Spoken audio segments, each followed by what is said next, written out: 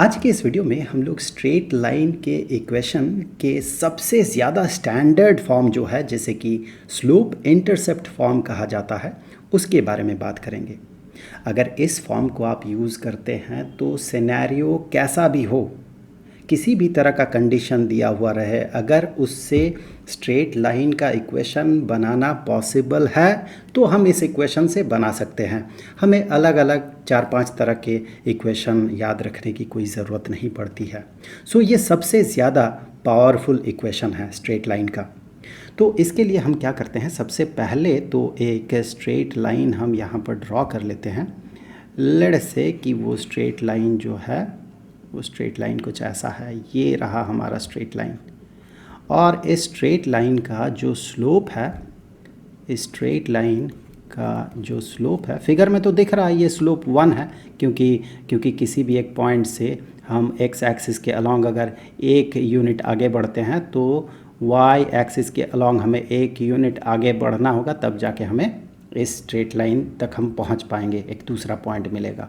सो इसका मतलब होगा 1 divided by 1 is equal to 1, तो इसका स्लोप 1 है। ये तो फिगर में हमें दिख रहा है, मान ले कि हमें नहीं पता, एक रैंडम स्ट्रेट लाइन है जिसका कि स्लोप कहा गया है कि दैट स्लोप इज़ m। और ये जो स्ट्रेट लाइन है, ये स्ट्रेट लाइन y एक्सिस को इस जगह पे इंटरसेक्ट कर रहा है।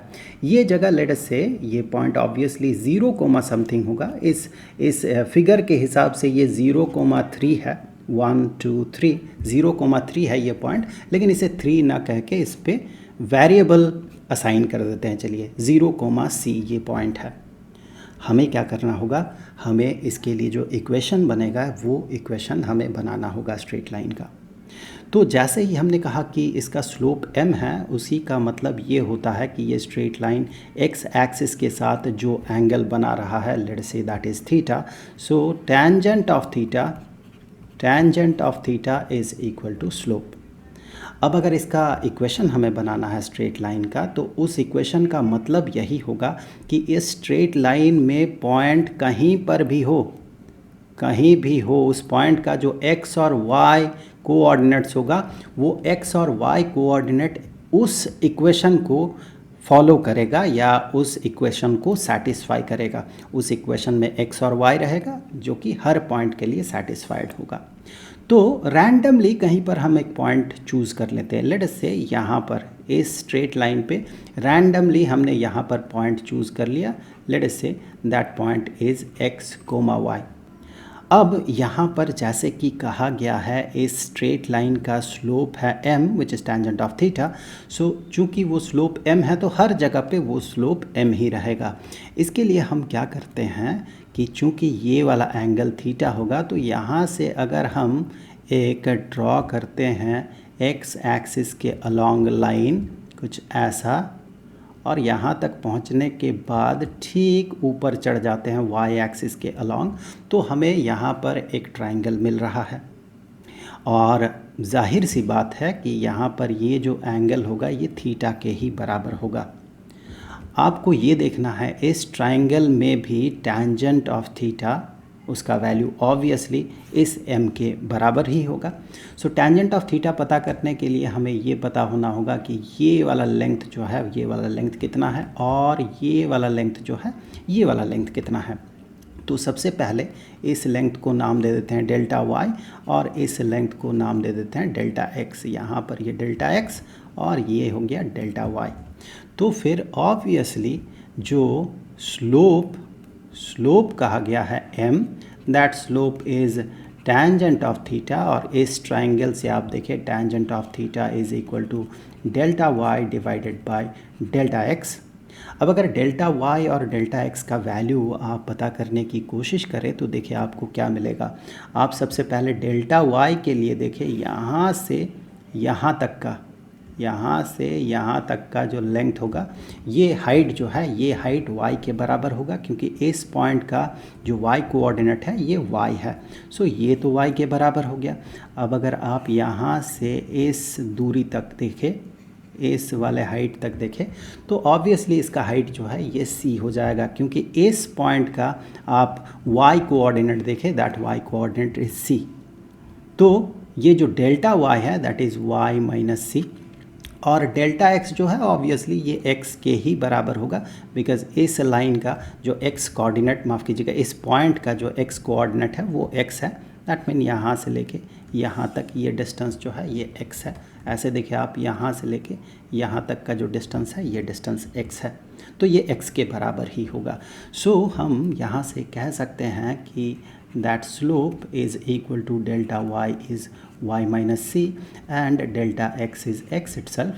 So यहाँ से हम कह सकते हैं कि y minus c is equal to mx। तो यहाँ पर c और m के रेस्पेक्ट में, c which is called y intercept, मैं यहाँ पर कह दूँ कि this c is called y intercept। y intercept मतलब y एक्सिस को ये कहाँ पर काट रहा है, y इंटरसेप्ट, तो इस c को y इंटरसेप्ट कहा जाता है। और उसी तरह से आप अगर देखें कोई स्ट्रेट लाइन अगर ऐसा होता तो यहाँ पर y इंटरसेप्ट जो है इसका वैल्यू निगेटिव होता, क्योंकि यहाँ पर पॉइंट नियरली 0,1 2 3 3.5 नेगेटिव 3.5, सो इसका y इंटरसेप्ट जो है ये नेगेटिव 3.5 होता y इंटरसेप्ट, और इस केस में y इंटरसेप्ट इस एग्जाम्पल के हिसाब से पॉजिटिव 3 है, तो इसे y इंटरसेप्ट कहा जाता है। तो यहाँ पर हमें एक इक्वेशन मिला x और y के टर्म में, और यहाँ पर इस इक्वेशन में c अपीयर कर रहा है और यहाँ पर m अपीयर कर रहा है। तो हम कह सकते हैं c which is y intercept और m जो कि स्लोप है उसके रेस्पेक्ट में हमें यहाँ पर इक्वेशन मिला। इस इक्वेशन को ऐसे भी रिप्रेजेंट किया जाता है, इसी को ज़्यादा स्टैंडर्ड फॉर्म ये लगता है y is equal to mx, और ये c जो है ये प्लस c हो जाता है। सो यहाँ पर ये जो फॉर्म हमें मिला, इसी फॉर्म को, चाहे इस फॉर्म को आप ले लें, इस फॉर्म को ले ले या दूसरे वाले फॉर्म को ले, दोनों ही एक ही इक्वेशन है। इसे कहा जाता है slope intercept form. y intercept के रेस्पेक्ट में हमने इस इक्वेशन को लिखा है, इस स्लोप इंटरसेप्ट फॉर्म को रिप्रेजेंट किया है। अब यहाँ से अगर इस एग्ज़ाम्पल के हिसाब से हम देखते हैं और कोशिश करते हैं स्ट्रेट लाइन का हम अगर पता करें कि इसका इक्वेशन क्या होगा, फिर उसे अगर एक बार टेस्ट कर लेते हैं बाकी पॉइंट्स के लिए भी, तो ज़्यादा अच्छा होगा।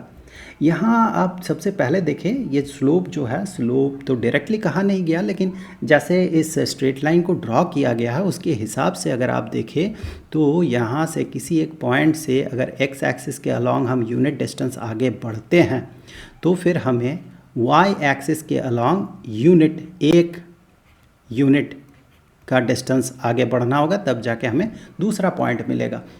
तो यहाँ से ये क्लियरली दिख रहा है कि इसका स्लोप जो है that slope is equal to 1, इस एग्जाम्पल के हिसाब से स्लोप इज़ इक्वल टू 1।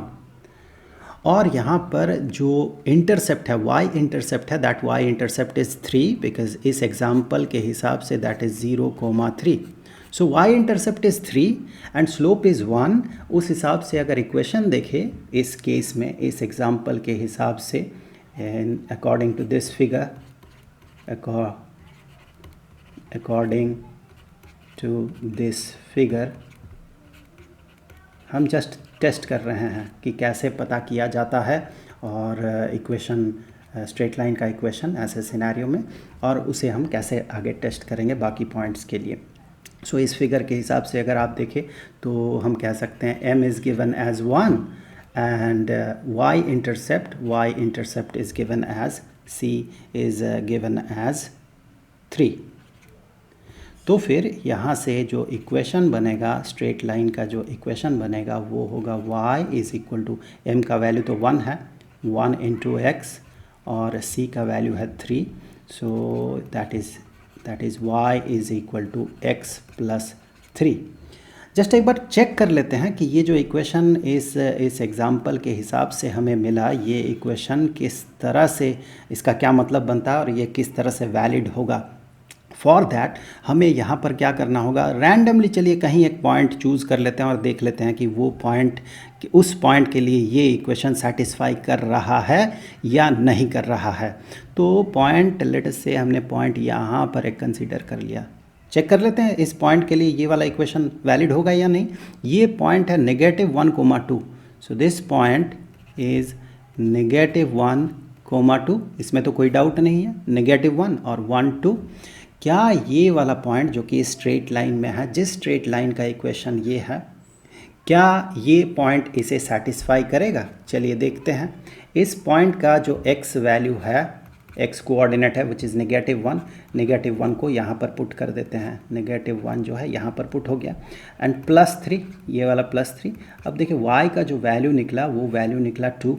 क्या यहाँ पर y का वैल्यू 2 है? बिल्कुल है, मतलब ये सेटिस्फाई कर रहा है। इस तरह से आप अगर चेक करेंगे किसी भी पॉइंट के लिए ये सेटिस्फाई कर जाएगा। तो ये तो हमने स्लोप इंटरसेप्ट फॉर्म ये पता किया, दोनों में से कोई एक आप यूज़ करेंगे ऑब्वियसली। तो ये तो y इंटरसेप्ट के फॉर्म में हमने इसे डिराइव किया। इसे x इंटरसेप्ट के फॉर्म में भी डिराइव किया जा सकता है।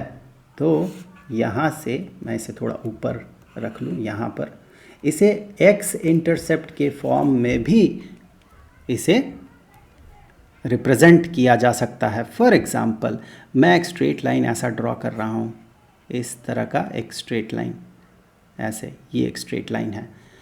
यहाँ पर लेट्स से कि इसका जो स्लोप है दैट स्लोप m, और इसे कैलकुलेट बाद में करेंगे। ये स्लोप मान ले दिया हुआ है, इस स्ट्रेट लाइन का स्लोप इज़ m, और इसका जो x इंटरसेप्ट होगा, मतलब यहाँ पर x एक्सिस को ये जहाँ पर कट कर रहा है, let's say that point is d,0 and this d is called x intercept. ये हो गया x इंटरसेप्ट। वेल, अभी जो इक्वेशन बनने वाला है स्ट्रेट लाइन का वो तो वैलिड होगा स्ट्रेट लाइन पे कहीं पर भी पॉइंट रहे। तो हम क्या करते हैं, एक पॉइंट हम कंसीडर कर लेते हैं यहाँ पर हमने पॉइंट कंसीडर कर लिया। Let's say that point is x, y, और यहाँ से अगर हम यहाँ से परपेंडिकुलर ड्रॉप करते हैं कुछ ऐसे, और फिर यहाँ से मिला देते हैं इसे, तो हमें ट्राइंगल मिल गया। इस ट्राइंगल में ऑब्वियसली ये राइट ट्राइंगल है, तो इस ट्राइंगल में ये जो है डेल्टा y जो है इसका अपोजिट साइड होगा, because this angle is theta, जिसका टेंजेंट वैल्यू स्लोप के बराबर है। सो इस टेंजेंट वैल्यू के लिए ये देखिए अपोजिट साइड है, और ये जो है ये एडजेसेंट साइड है। अब एडजेसेंट साइड को आप कैसे पता करेंगे? डेल्टा y तो ऑब्वियसली y के बराबर हो जाएगा, यहाँ पर इस फिगर में ये क्लियर है। अब देखिए डेल्टा x जो होगा, डेल्टा x ऑब्वियसली यहाँ से लेके यहाँ हम कहेंगे, या फिर जो एडजेसेंट साइड है यहाँ से लेके यहाँ तक है। ये एडजेसेंट साइड अगर मैं इसे डेल्टा x कहता हूँ तो ये किसके बराबर होगा? देखिए अगर आप इस फिगर में देखते हैं तो आप देखिए यहाँ से यहाँ तक ये कितना होगा? ये x है, और यहाँ से यहाँ तक एपरेंटली आपको लगेगा यहाँ से यहाँ तक ये d है, लेकिन ये d नहीं है, ये नेगेटिव d है। इस एग्ज़ाम्पल के हिसाब से आप देखें d का वैल्यू है -3, d का वैल्यू -3 है, लेकिन जब हम लेंथ की बात करते हैं वो तो नेगेटिव नहीं होगा, वो तो उसका एब्सोल्यूट वैल्यू होगा, पॉजिटिव होगा। सो यहाँ से यहाँ तक हमें 3 कंसीडर करना होगा। क्योंकि डेल्टा x जब हम पता करेंगे, हम ये नहीं कहेंगे that is x plus d, हम ये कहेंगे that is x minus d, that is x minus D. इसी एग्जाम्पल में देखें, जैसे d का वैल्यू -3 है और x का वैल्यू आप देखें 3 है, x का वैल्यू 3 हुआ, यहाँ से यहाँ तक 3 और यहाँ से यहाँ तक 3, चूँकि अपोजिट डायरेक्शन में है तो ये d का वैल्यू -3 है। दैट पॉइंट, ये जो पॉइंट है ये -3,0 है, तो d का वैल्यू -3 है। सो डेल्टा x क्या होगा? यहाँ से यहाँ तक का डिस्टेंस हम x प्लस d नहीं कह सकते हैं, 3 प्लस -3 इज इक्वल टू 0। यहाँ पर ये पूरा डिस्टेंस जो होगा ये x माइनस d होगा। सो उस हिसाब से आप देखें यहाँ पर, उस हिसाब से, वैसे आप ऐसे भी देख सकते हैं। अगर एक दूसरा एग्जांपल ले लेता हूँ, ये हमारा x एक्सिस हुआ और ये हमारा y एक्सिस हुआ, थोड़ा हटा के इस स्ट्रेट लाइन को अगर मैं ड्रॉ करता हूँ तो आपको थोड़ा ज़्यादा बेहतर समझ में आएगा। अगर मैं स्ट्रेट लाइन को ऐसे ड्रॉ करता हूँ इस तरह से, अब की बार ये जो इंटरसेप्ट है पॉजिटिव साइड में पढ़ने के कारण आपको थोड़ा ज़्यादा क्लियरली समझ में आएगा। दिस पॉइंट इज़ लेट से d, 0, d, 0, this is x intercept, x intercept.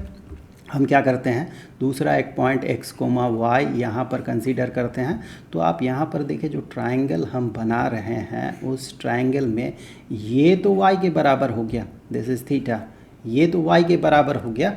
अभी अगर आप इस वाले लेंथ को देखें, डेल्टा x को देखें, तो डेल्टा x के लिए आप देखें ये तो x हो गया, बिकॉज़ इस पॉइंट का जो x कोऑर्डिनेट है वो x है, और यहाँ से लेके यहाँ तक d हो गया, तो इस बार d पॉजिटिव है। सो यहाँ से हम क्लियरली कह सकते हैं कि this length which is delta x is equal to x minus d. अब शायद आपको थोड़ा ज़्यादा क्लियरली समझ में आएगा। तो फिर यहाँ से हम ये कह सकते हैं कि अब की बार स्लोप m जो है that is equal to tangent of theta and that is equal to y divided by x minus d and हम इसे ऐसे कह सकते हैं कि y is equal to m into x minus d। तो ये जो फॉर्म है ये x इंटरसेप्ट के फॉर्म में है। तो ये दोनों में से कोई सा भी एक फॉर्म जो है किसी भी तरीके से रिप्रेजेंट किया जाए, ऐसे रिप्रेजेंट किया जाए या फिर इस तरीके से रिप्रेजेंट किया जाए, उससे तो कोई फ़र्क नहीं पड़ता, एक ही इक्वेशन है। तो यहाँ पर ये जो हो गया, ये हमें मिल गया इक्वेशन, किसका इक्वेशन, x इंटरसेप्ट के फॉर्म में, और स्लोप के फॉर्म में हमें यहाँ पर इक्वेशन मिल गया y is equal to m into x minus d, और ये था y इंटरसेप्ट के फॉर्म में, ये हो गया x इंटरसेप्ट के फॉर्म में। अब यहाँ पर इस एग्जाम्पल के हिसाब से अगर देखा जाए तो क्लियरली आपको दिखेगा कि स्लोप जो है, स्ट्रेट लाइन का स्लोप, मैं कुछ चीज़ें यहाँ से हटा देता हूँ तो आपको ज़्यादा क्लियरली दिखेगा। सो इस एग्ज़ाम्पल के हिसाब से आप देखिए स्लोप को अगर आप कैलकुलेट करें तो आप ये पाएंगे स्लोप हाफ होगा। स्लोप हाफ होगा इन द सेंस कि कहीं से भी मैं शुरू करता हूँ, इस पॉइंट से ही शुरू करता हूँ, यहाँ से देखें 2 यूनिट x एक्सिस के अलॉन्ग हम आगे बढ़ रहे हैं, तो y एक्सिस के अलॉन्ग 1 यूनिट आगे बढ़ने से हम दूसरे किसी पॉइंट तक पहुँच रहे हैं। तो आप देखिए ये 2 है, ये 1 है, तो tangent of theta is equal to 1 divided by 2। तो इस फिगर के हिसाब से स्लोप का वैल्यू जो है that is equal to half. Slope का वैल्यू हाफ अगर मान ले दिया गया है, और इसका जो इंटरसेप्ट है इस एग्ज़ाम्पल के हिसाब से x इंटरसेप्ट जो है -3 है। इस एग्ज़ाम्पल के हिसाब से d is equal to -3। That mean given क्या गिवन है, given m is equal to half and d which is x intercept is equal to -3। हमें इक्वेशन फाइंड करना है, find the equation of the straight line. तो फिर यहाँ पर देखिए जो स्टैंडर्ड फार्मूला जो हमने यहाँ पर डराइव किया है, y is equal to m into x minus d. यहाँ पर x के जगह पे हम हाफ पुट कर देंगे, x के जगह पे हाफ, और फिर माफ़ कीजिएगा m के जगह पे हाफ पुट कर देंगे, तो m के जगह पे हाफ, और फिर x माइनस d के जगह पे -3। सो माइनस -3 तो +3 हो जाएगा ये, और यहाँ से आगे हम कहेंगे the equation will be y is equal to x divided by 2, या हाफ x बेहतर दिखता है, हाफ x प्लस ये 3 डिवाइडेड बाई 2। तो ये हमें इक्वेशन मिल गया, इस स्ट्रेट लाइन का इक्वेशन मिल गया। अब इसे एक बार चेक भी कर लेते हैं। देखिए ये जो स्लोप इंटरसेप्ट फॉर्म है in the sense of y intercept, उसके फॉर्म में आ गया ये। सो वैसे कोई फ़र्क नहीं पड़ता है, आपको इसी फॉर्मेट में रिप्रेजेंट करना है, इसका कोई मतलब नहीं है, आप किसी भी फॉर्मेट में रिप्रेजेंट कर सकते हैं। तो यहाँ पर वैसे हमने क्या देखा था कि जब y इंटरसेप्ट के फॉर्म में हमें किसी इक्वेशन, कोई इक्वेशन मिलता है स्ट्रेट लाइन का इक्वेशन, उस समय ये क्या होता है, ये होता है वाई इंटरसेप्ट। तो देखिए वाई इंटरसेप्ट पॉजिटिव 3/2 मतलब पॉजिटिव 1.5 है। क्या इस केस में वाई इंटरसेप्ट 1.5 है? देख ले एक बार, यहाँ पर ये पॉइंट इसका हाइट देख ले, 1.5 है, 1.5 तो वो भी यहाँ पर मैच कर रहा है। देखे अब देखें यहाँ से हम क्या करते हैं, टेस्ट कर लेते हैं किसी और पॉइंट के लिए क्या ये इक्वेशन वैलिड हो रहा है। तो यहाँ पर आप देखिए इस पॉइंट को मैंने कंसीडर कर लिया और ये पॉइंट है 1,2। क्या 1,2 इस इक्वेशन को सेटिस्फाई करेगा? तो y के जगह पे अगर हम पुट करते हैं, माफ़ कीजिएगा x के जगह पे अगर हम 2 पुट करते हैं, 1 पुट करते हैं, सो x के जगह पे अगर 1 पुट करते हैं और फिर y का वैल्यू देखते हैं क्या आ रहा है। सो हाफ प्लस 3/2 मतलब हाफ और यहाँ 1.5 that will be equal to 2।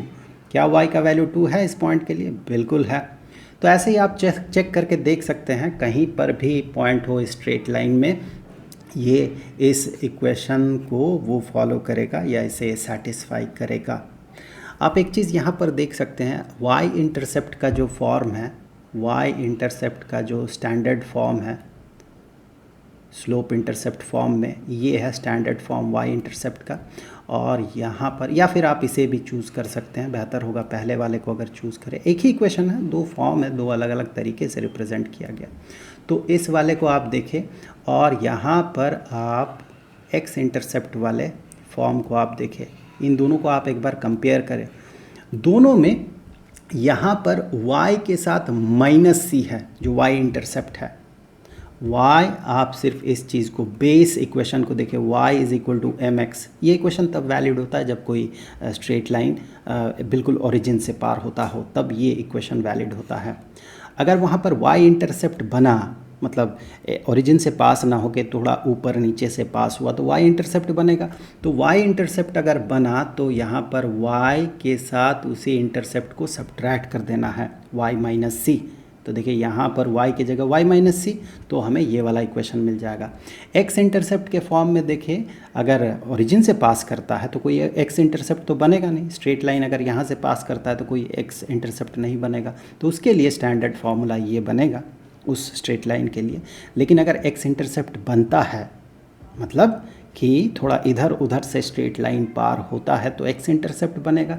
x intercept अगर d बनता है तो फिर इसी x के जगह पे x - d, जैसे यहाँ पर y के जगह पे y - y इंटरसेप्ट, यहाँ पर x के जगह पे x - x इंटरसेप्ट। ये मैं आपसे कह रहा हूँ, थोड़ा याद रखने में आसानी होगी आपको। तो इस तरह से ये जो इक्वेशन बना, इसे स्लोप इंटरसेप्ट फॉर्म कहा जाता है। और स्लोप इंटरसेप्ट फॉर्म बड़ा ही पावरफुल फॉर्म होता है। अगर आप सिर्फ इस इक्वेशन को याद कर ले, सिर्फ और सिर्फ इस इक्वेशन को अगर आप याद कर ले, y = mx + c, सबसे ज़्यादा यूज़ यही होता है, सबसे ज़्यादा स्टैंडर्ड तौर पे इसी को यूज़ किया जाता है। तो सिर्फ अगर इसको याद कर ले, तो जैसे कि मैं शुरुआत में बात कर रहा था वीडियो के, कि किसी भी तरह का सिनेरियो रहे, अगर उस सिनेरियो में गिवन इन्फॉर्मेशन से अगर स्ट्रेट लाइन का इक्वेशन बनाया जा सकता है, तो फिर सिर्फ और सिर्फ इस इक्वेशन से हम इसे सॉल्व कर सकते हैं, उस इक्वेशन को डिराइव कर सकते हैं। ये इतना पावरफुल इक्वेशन है। बाकी जितने भी इक्वेशंस हमने पढ़ा या फिर अगले वीडियो में जो पढ़ेंगे, उन इक्वेशंस को याद करने की ज़रूरत नहीं है। तो सिर्फ एक ही इक्वेशन से सॉल्व किया जा सकता है। हाँ, लेंथी पड़ जाता है थोड़ा, इसीलिए शायद और अलग अलग सिनेरियो में अलग अलग जो इक्वेशन बनता है उसे भी हम लोग सीखते हैं, उसे भी इम्प्लीमेंट करना सीखते हैं, उसे भी यूज़ करते हैं। लेकिन अगर आपको सिर्फ एक इक्वेशन याद रखना है स्ट्रेट लाइन का, तो ये है वो standard equation, y = mx + c। आप इसे भी कह सकते हैं y = m × x - d, इसे भी कह सकते हैं। तो ज़्यादा लोग इसे प्रेफर करते हैं, y = mx + c। कि कोई भी स्ट्रेट लाइन की अगर बात हो तो आप देखेंगे वहाँ पर उसका इक्वेशन पहले ही लिख दिया जाता है, that is y = mx + c, फिर बाकी वैल्यूज़ को डिराइव किया जाता है सिनेरियो के हिसाब से। तो अगले वीडियो में हम लोग ये देखने वाले हैं कि कैसे अलग अलग इक्वेशन को यूज़ ना करते हुए सिर्फ इस स्लोप इंटरसेप्ट फॉर्म को यूज़ करते हुए हम किसी भी सिनेरियो में स्ट्रेट लाइन का इक्वेशन बना सकते हैं। तो फिलहाल अगले वीडियो में हम लोग इंटरसेप्ट फॉर्म पे बात करेंगे, जहाँ पर दोनों इंटरसेप्ट्स गिवन होगा, y intercept and x intercept, और वहाँ से हमें फॉर्मूला बनाना होगा, इक्वेशन बनाना होगा स्ट्रेट लाइन का। उस वीडियो का लिंक आपको यहाँ पर स्क्रीन पे मिल जाएगा, और जो प्लेलिस्ट है इस चैप्टर का उसका लिंक जो है वो आपको नीचे डिस्क्रिप्शन बॉक्स में मिल जाएगा। तो जल्द मिलते हैं अगले वीडियो में, तब तक के लिए खुश रहें। Good bye.